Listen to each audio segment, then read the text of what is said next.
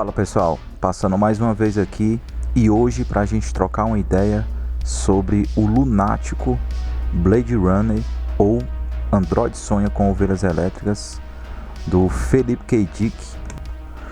O Blade Runner, esse livro é um dos meus, talvez o meu livro de ficção científica favorito, porque eu acho que ele consegue de alguma forma condensar muito bem o gênero dessa parte ficcional, mas ele é um casamento muito bom com essa parte filosófica e existencialista. E eu acho engraçado que eu pelo menos quando leio as obras do Philip K. Dick, eu noto que ele foi um escritor subestimado. Eu lembro também às vezes do Lovecraft, né, que só foi fazer sucesso após a morte dele. Aí as pessoas vieram resgatar a obra, né, desses escritores e viram que ali tinha uma espécie de tesouro argumentativo. Lovecraft foi assim, eu acho que o Philip K. Dick também. Então a gente tem várias, hoje, né, principalmente, quando você vê grandes obras, grandes conceitos e ideias referentes à ficção científica, do nada, quando você volta ou quando você tiver a oportunidade de ler isso aqui, você vai notar que o Philip K. Dick, de alguma forma, ou ele já passou por esse assunto de forma mais, digamos assim, mais trabalhada, ou de forma indireta. Então aqui a gente tem um livro que condensa várias ideias que vieram a virar influência no decorrer do tempo, né? Essa obra foi escrita em 1968 e, no meu ponto de vista, continua atual e influente, influenciando essas obras posteriores. E eu queria dividir esse vídeo em duas partes, né? A primeira, a gente entender um pouquinho desse contexto histórico, e na segunda parte, uma reflexão sobre a minha experiência de leitura referente à obra. Então, para falar um pouquinho do contexto histórico, de maneira bem superficial, mas a gente tem a primeira onda da ficção científica, que a gente pode colocar ali no finalzinho do século XIX e o começo do século XX. Então a gente ali tem os autores mais clássicos, como a Mary Shelley, o Júlio Verne, e o comecinho ali já do século XX com Isaac Asimov. Claro que existem vários outros, mas eu acho que esses são, digamos assim, os mais conhecidos ou que furaram a bolha. Essas informações eu tirei um pouquinho, vendo a linha do tempo, de um livraço que é A Verdadeira História da Ficção Científica, do Adam Roberts. Esse é um livro, no meu ponto de vista, a gente tem que agradecer por ter uma obra tão interessante traduzida para o nosso idioma. Então essa obra ela faz uma espécie de linha cronológica da ficção científica. Então esse resumo que eu passo aqui para vocês foi desse livro que eu tirei de referência. E aí quando chega ali pertinho dos anos 50, a gente começa uma espécie de segunda onda da ficção científica, com obras que vieram a diferenciar no seu modelo argumentativo dessa primeira onda. Alguns autores que a gente pode citar dessa segunda onda da ficção científica são o Edgar Rice Burroughs, que é o cara do Tarzan. A gente tem o Robert Howard, que é o cara do Conan. A gente tem o próprio Isaac Asimov, também faz parte, no meu ponto de vista, tanto da primeira como ele participa também de uma transição ali para a segunda. E a New Wave mesmo, que é ali entre os anos 60 e os anos 70, que é o Robert Heinlein.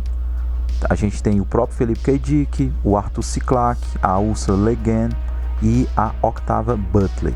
Citando novamente esses que são os mais conhecidos, grande parte desse catálogo desses autores a gente aqui no Brasil já pode ter acesso. A editora Aleph possui os direitos de grande parte desses autores.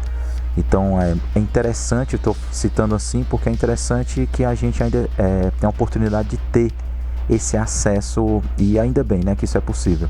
E assim, se a gente pudesse classificar qual a diferença dessa transição da primeira onda para essa segunda onda da New Wave, que é da ficção científica, Enquanto o começo dessa ficção científica ali com o H.G. Wells, para citar o mais clássico, que a gente tinha o tradicional alienígena, homenzinhos verdes, cabeçudos, e aí quando chega no meio ali do século XX, dessa New Wave, e autores como o Philip K. Dick, e recentemente não, é a minha leitura atual, é O Fim da Infância, do Arthur C. Clarke. E para pegar esses dois títulos como exemplo, aqui o pessoal, aqui os autores, eles pegaram a ficção científica e colocaram uma temática mais existencialista na coisa, mais filosófica.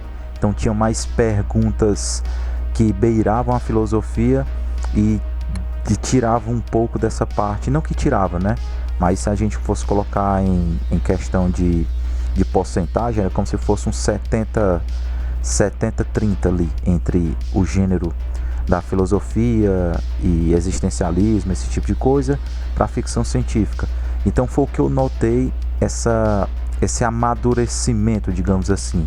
A gente pode ver que esse período do pós-guerra, depois de 42 mais ou menos ali, depois da Segunda Guerra Mundial, o mundo ele entrou numa espécie de, você não sabia muito bem economicamente como é que as coisas iriam acontecer. Então a New Wave já ali beirando aos anos 60, a gente já estava entrando naquele período do paz, né? Do sexo, drogas e rock and roll. Então tinha todo esse misticismo também por trás, essa questão da guerra do Vietnã.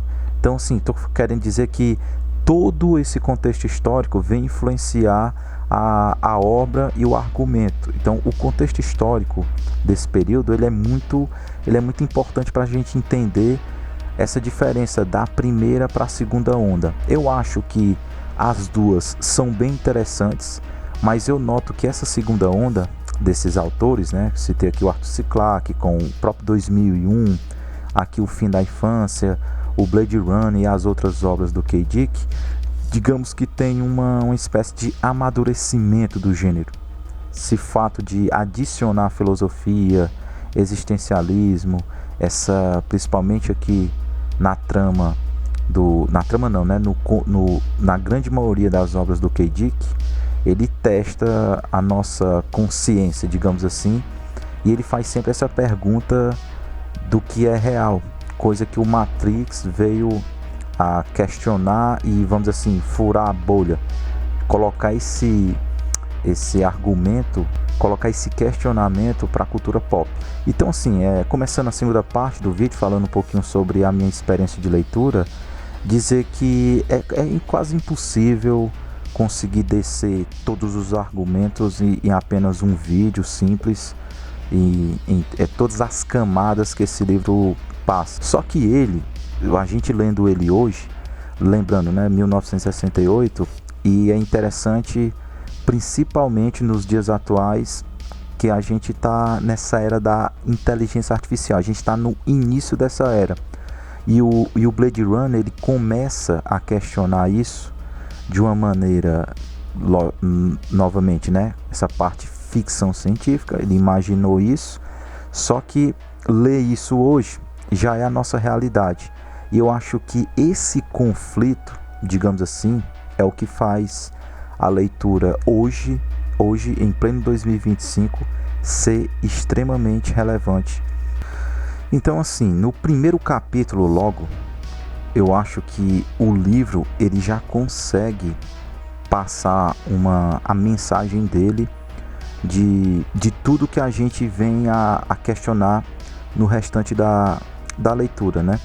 Então assim, o livro ele já começa dizendo que você, de alguma forma, a partir de, não sei se ele não explica direito como é que eles fazem isso, não sei se é só colocando eletrodos, enfim, mas você já consegue ter um diálogo entre o policial e a esposa dele, onde eles ficam dialogando sobre a questão do ânimo. Então você já acorda, você já pode ter uma espécie de regulação de ânimo.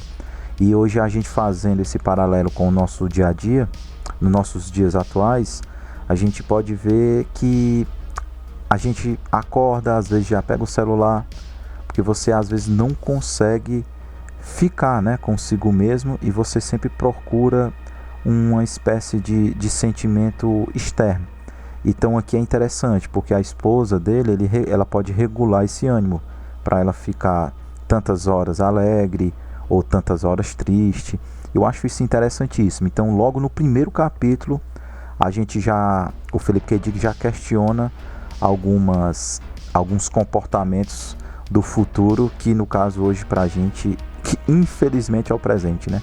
Talvez a parte mais interessante, digamos, esse livro tem várias coisas interessantes, mas uma das que mais chama a atenção é que nessa realidade é como se tivesse acontecido uma grande guerra, vamos imaginar a Terceira Guerra Mundial, e subiu dessas explosões de bomba, subiu uma camada de poeira.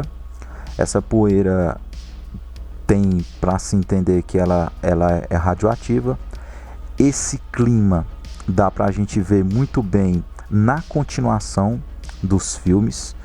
E abrindo um parênteses bem rapidinho, né? O Blade Runner talvez ficou mais conhecido não pelo livro, mas pelo filme do Ridley Scott de 1982, que é um filmaço. Mas quando eu comparo, às vezes não temos que fazer isso, mas quando você compara o livro com o filme, eu fico com o livro. Mas é um filmaço. Então, se você tiver a oportunidade de conhecer a história e não tiver paciência para a literatura, o filme, ele, vamos dizer assim, ele já abraça, porque tem várias coisas ali, vários conceitos que são bem interessantes, são poéticos, e no seu Ridley Scott conseguiu de alguma forma traduzir. Quando você lê aqui, você imagina que não é possível fazer uma espécie de adaptação, mas o Ridley Scott fez um excelente trabalho. Então, assim, voltando para essa parte do clima, onde a cidade fica muito cinzenta. No primeiro filme, se eu não me engano, dificilmente não está chovendo. Mas no segundo, a gente vê esse clima mais hostil, né? Mais acinzentado. Você consegue ver que realmente o clima tem algo de diferente ali na atmosfera. Então, essa parte da poeira radioativa, acho que no segundo filme, que é o Blade Runner 2049, né, dirigido pelo Denis Villeneuve, de 2017. Esse filme ele consegue pegar e captar melhor essa espécie da ambientação. E a partir dessa explosão, o Philip K. Dick, ele já consegue diferenciar, né, essa questão da classe social, que a gente entra numa temática que foi um dos precursores também. Ele não adentra muito, mas aqui a gente tem um início do que a gente pode falar do cyberpunk. Então, quando essa realidade ficou, digamos assim, radioativa, então quem tem um poder aquisitivo melhor e maior conseguiu ir morar em outros planetas. Então isso é interessantíssimo também, né? Porque então essa parte que só que aqui o nível tecnológico, ele ao mesmo tempo ele é alto, ele é dominado pelas grandes corporações. E esse é das características do cyberpunk, né? Que é a alta tecnologia e a baixa qualidade de vida. Acho que é uma frase que resume bem, e a tecnologia, ela está agregada às grandes corporações, né? A um grande governo, digamos assim.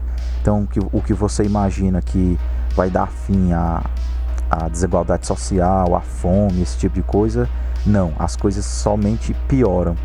E esse contraste, né, de ter essa alta tecnologia é que faz, no meu ponto de vista, o cyberpunk ser uma parada fascinante para ser estudada.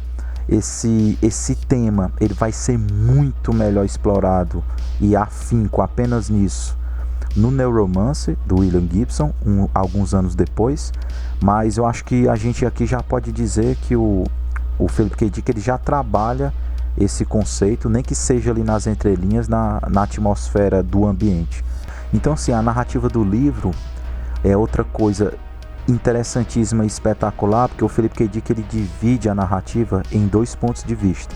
A gente tem o policial, né, o Deckard, que é um caçador de androides. Então a gente tem a narrativa dele, que ele fica narrando pra gente, né, a caçada.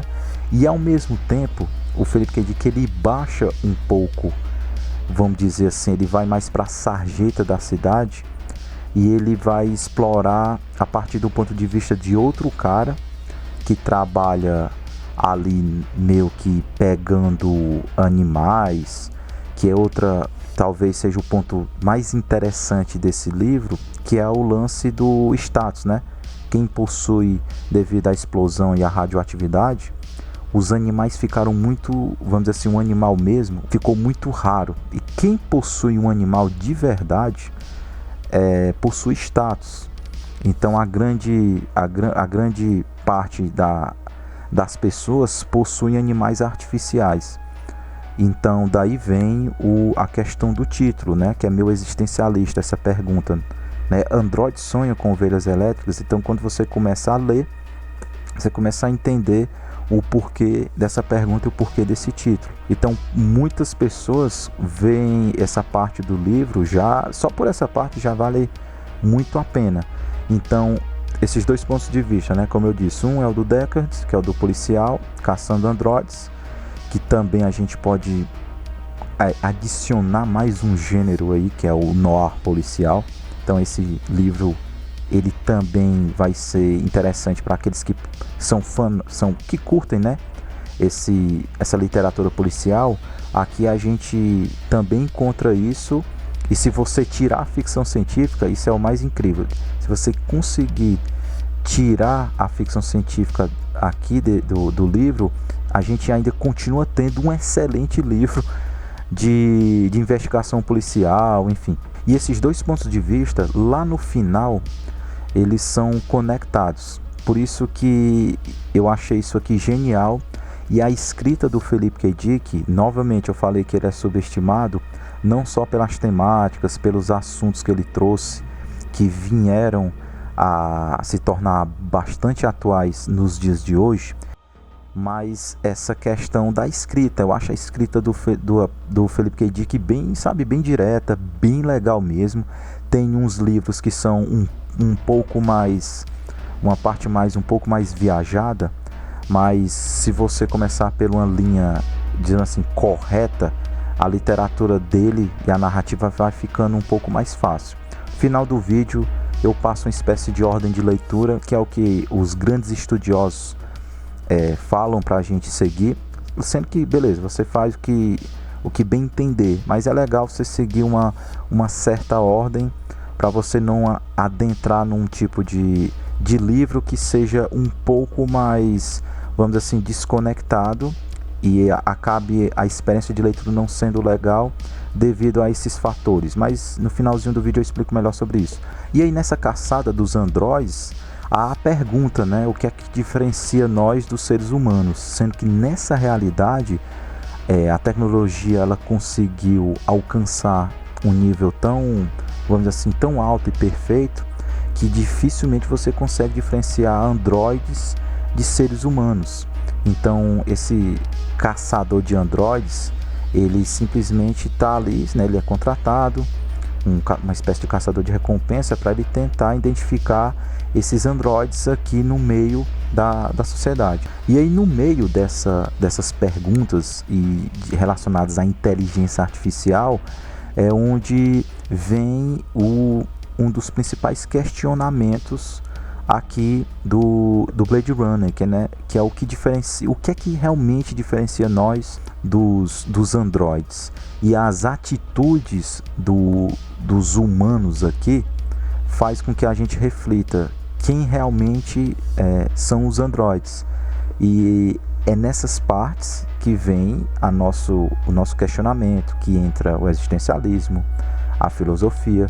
São essas perguntas sobre a nossa natureza que eu acho que faz a literatura do Philip K. Dick e a ficção científica desse momento, como eu falei da New Wave, de dar um próximo passo ao gênero, porque vai sempre permear esse tom filosófico, tem umas camadas políticas, né, várias críticas sociais que permeiam a literatura e a ficção científica nessa espécie de New Wave. E aqui o Philip K. Dick ele trabalha muito bem essa pergunta sobre a natureza humana, sobre o nosso verdadeiro, vamos dizer assim, o nosso instinto. E essa pergunta, né, o que diferencia nós das máquinas, é muito bem trabalhado aqui. Não há respostas, e eu acho que isso que é o segredo da coisa. Ele te coloca vários questionamentos que vai fazer você, quando fechar o livro, realmente dizer assim: e aí, cara? E aí, quem eu sou? O que é que eu estou fazendo? O que é que eu estou fazendo de diferente? Será que uma máquina, ela tá, às vezes, certas atitudes, tá sendo mais humano do que eu? Por quê? Porque ela está sendo programada, beleza, esse é o destino dela.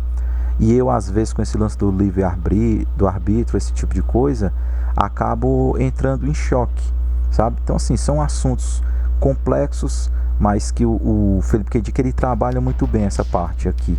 Então, novamente, ele não chega numa completude, digamos assim, num final, ele não te dá respostas, ele te adiciona mais interrogações, mas eu acho que é uma literatura riquíssima, que chega a beirar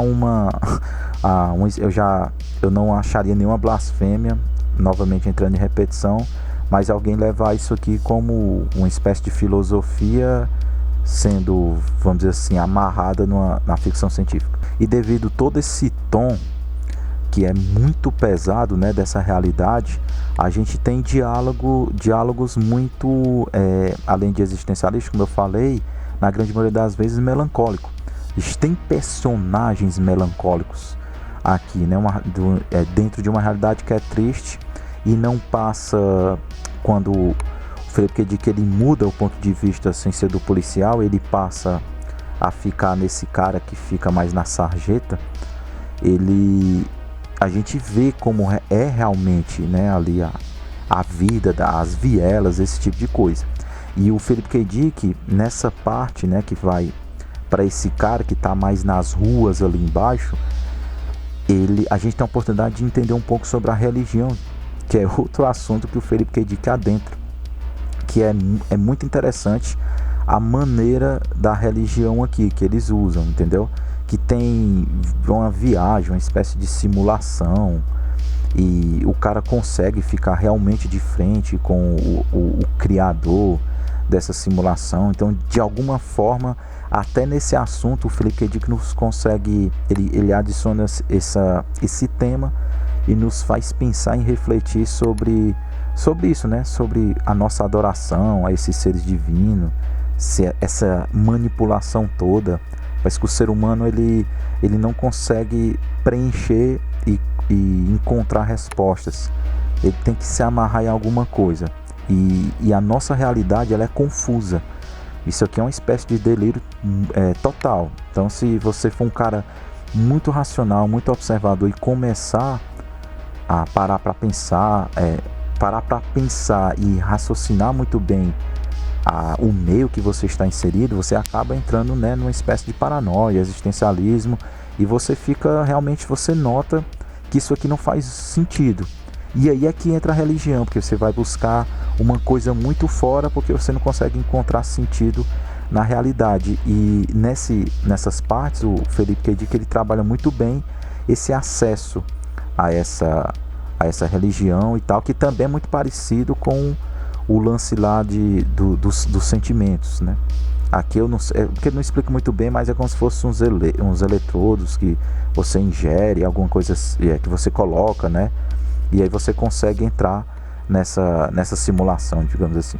E tem uma parte dessa parte existencialista que é interessante, que é uma partezinha que faz a gente refletir sobre isso, que os androides aqui, eles são finitos, assim como nós. Eles queriam ter mais tempo para viver. E nessa hora a gente fica se perguntando, né? Poxa, a gente às vezes começa a desperdiçar nosso tempo fazendo, sei lá, a gente desperdiça nosso tempo de uma maneira geral, E aqui os androides eles ficam se perguntando, né, se eles tivessem mais oportunidade de estar aqui, já que o tempo deles está se esgotando. Então essa parte é interessante, é nessas partes que a gente pensa muito, né, nessa parte filosófica e sobre o que é que a gente está fazendo com o nosso tempo. Então, como eu falei, é um livraço e é uma oportunidade incrível para entrar realmente na bibliografia e na cabeça desse cara que é fantástico, que é o Philip K. Dick. E, novamente, pode pegar qualquer livro e ler, mas a galera mais que estuda realmente a obra do K. Dick indica que o Android Sonha com Ovelhas Elétricas é uma excelente porta de entrada. Logo depois desse livro, eles indicam que você pode pegar O Homem do Castelo Alto, que é de 1962, até antes desse aqui, mas ele parece ter uma narrativa um pouco mais rebuscada, digamos assim, não é de fácil entendimento, mas o Blade Runner consegue ser um pouquinho mais didático, digamos assim.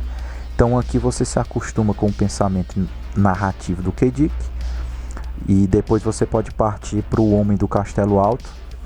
Depois aqui eles indicam o Fluam Minhas Lágrimas, disse o policial, que é de 74. E depois o Bic. Eu acho que esses 4 livros são, das listas que eu vi, a galera indicando, foram os que mais apareceram ali no início. Tem vários outros livros do Philip K. Dick, mas eu acredito que esses 4 são oportunidades interessantes para você adentrar na literatura do autor, caso seja do seu interesse. Então é isso. Philip K. Dick, um dos meus escritores favoritos. Blade Runner talvez não, é o meu livro de ficção científica favorito. Eu não canso de indicar para aqueles que querem começar com um estilo de ficção científica, novamente, mais filosófico, mais psicológico, com crítica social, que te faz pensar que quando tu fecha o livro, a narrativa ainda continua permeando não só a sua, digamos assim, a sua imaginação, mas o meio que você convive não vai ser mais o mesmo depois que você lê Philip K. Dick. Tem a biografia dele, que eu infelizmente ainda não li, tá fora de catálogo, mas eu tenho ela na versão do Kindle e eu fiquei muito interessado. Estou consumindo alguns documentários relacionados ao escritor, mas tem essa biografia que dizem que é um negócio pra lá de lunático. E essa resenha, não sei se deu para entender, mas eu acho que faz jus à esquizofrenia, à loucura que é a narrativa do Philip K. Dick. Já tem 1001 vídeos aí na internet indicando esse livro e a obra do K. Dick. Esse aqui é apenas mais um, e eu espero que seja, vamos dizer assim, mais uns 2 centavos aí que eu estou adicionando para aqueles que querem conhecer essa obra fascinante. Beleza? Obrigadão para quem ficou até este momento e eu volto logo mais, beleza? Valeu!